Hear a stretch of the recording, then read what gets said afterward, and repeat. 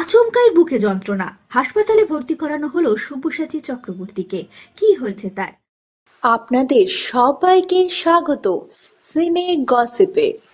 বন্ধুরা, মঙ্গলবারই বাইপাসের বেসরকারি হাসপাতালে ভর্তি করানো হয় জনপ্রিয় অভিনেতা সব্যসাচী চক্রবর্তীকে। মঙ্গলবার রাতেই বুকে ব্যথা অনুভব করছিলেন তারকা।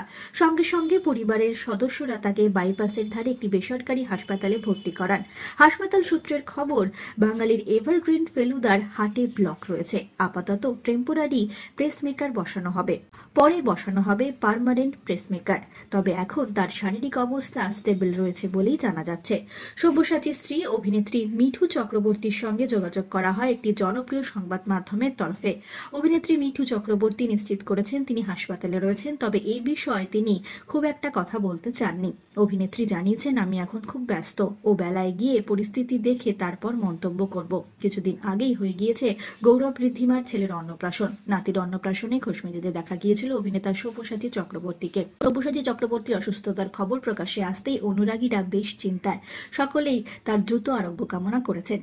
কিছুদিন আগে বাংলাদেশের একটি সাংবাদিক সম্মেলনে অভিনেতা জানিয়েছিলেন তিনি অবসর নিতে চান। তবে অভিনেতার সঙ্গে যোগাযোগ করা হয় একটি জনপ্রিয় ভারতীয় সংবাদ মাধ্যমের তরফে। তখন তিনি জানান তার বক্তব্যের অন্য মানে বার করা হয়েছে।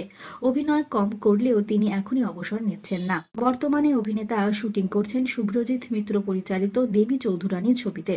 অভিনেতা সব্যসাচীর দ্রুত আরোগ্য কামনা করছি আমরাও। অভিনেতার শারীরিক পরিস্থিতি সম্পর্কে আরো অনেক খবর নিয়ে খুব শীঘ্রই আসবো আমরা আপনাদের কাছে। জুড়ে থাকুন আমাদের সঙ্গে।